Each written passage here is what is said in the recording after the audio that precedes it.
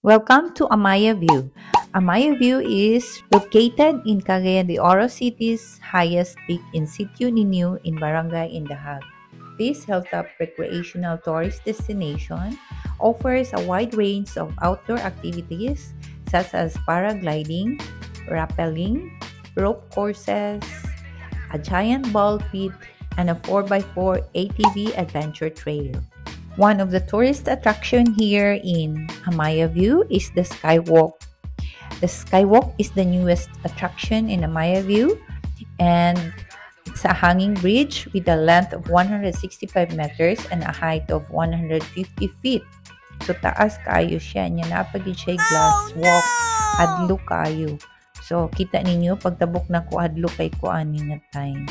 Grabe kainit pag 12 noon ni siya, but sige lang, nag-cross me sa bridge and enjoy kayo akong anak. Hadlok ming duha pero sige lang, go lang yun. Kay adventure man good. So, mauna siya. Okay, so hapit na mi. Kana, 14 ako nice. Hadluka diri, nagsyagit ko. Nagkurog akong tuhod. Pero grabe man po ang view. This is the view. Mauna siya ang imong overlooking the CDO. And pagsud na mi karon sa mini zoo nila. So, pagsud na mo sa mini zoo, daghan imo makita. Klase-klaseng nga mga hayop nga naa sa sulod sa ilang mini zoo, pero dako pa vacant, pero dagan pagitag mabutang diri nga lugar na atay black cap lorry and mauna iyang naong.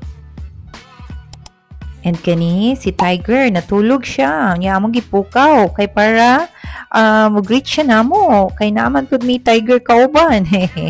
And mao ni siya si Pony o si Donkey. So, libog ko ni Pony o ni Donkey. Aligri kay silag naong, no? Nya napag-iusa diri nga nakita namo. Kani siya gwapa kayo. Nindot kayo siya eyes. Nya blue kayo ang feather. Libog ko peacock ba or unsawa ko kailaan ni. But then, enjoy ko. So, mo gini si peacock. Mo gini si tinuod nga peacock. And, kani, katagaan mo ani, kinsa ni siya. Ala, gibatangan lang natong bird. Kaya ko kaila. Nya, peacock again. Grabe ka kuan. So ako lang gid siyang gibidyuhan kay nalingaw ko ug tan-aw sa iyang color. And kani siya natulog nga nagmuya. Okay, kinsa man daw ni siya? Si Caracal sheep daw. Unya lovebirds. So naghag kanay sila. Very sweet.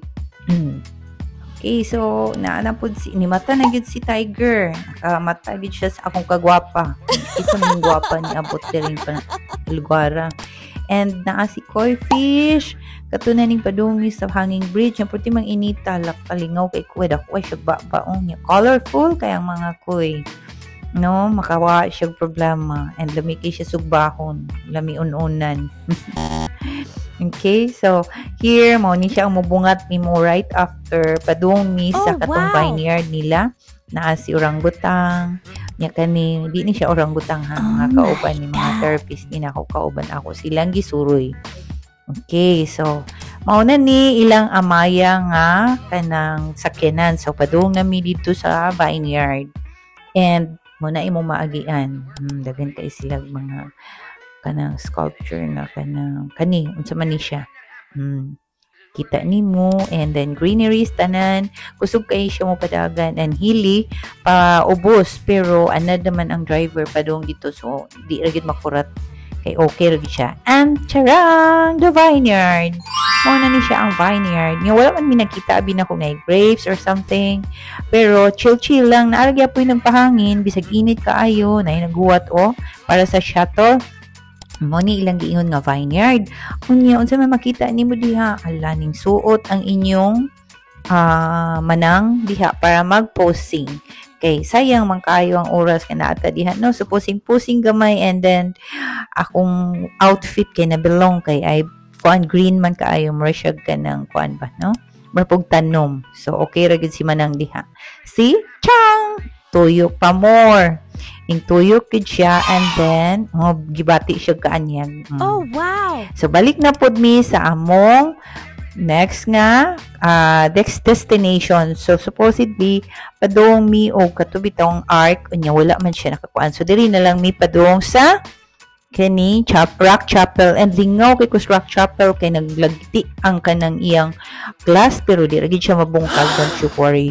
kaya ra gyud kaninya i-manage. So nindot kay ni siya diri guys kung naamoy dream mo wala pa magikasal, this is the best venue for dream wedding. Kay ngano, very unique siya, and then overlooking pud siya while gamisa si pari, and ma-enjoy nimo ang view sa overlooking Cagayan de Oro City. Then kana naglakaw ko ana, and imagine nimo mo na siya ang glass rock niya.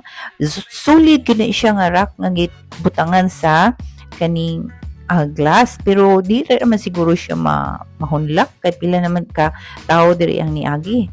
Wala ra gyud lig-on ra gyud siya niya. By the way, limpyo kayo before ka masulod, kinalan ka magtiniil kay og di ka pwede nga magchinila sulod sapatos kay pwede man ta mo higda di limpyo kay. So mo ni siya ang magmas every Sunday, magmas diri dapita, and mo ni akong giingon nimo overlooking and very green.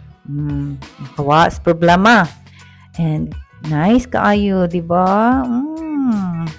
Sustindot kayo ang kuan oy nature. Kana siya mao ni ang kuan sa pari. May lingkuran pwede ra pud ta mag kuan diri mo extra, pero di man bagay no. Di man bagay magmadri. And going na mi sa among Laris Hill, mo na ni among last destination kay init na kaayo nya gikapoy na mga gors ba.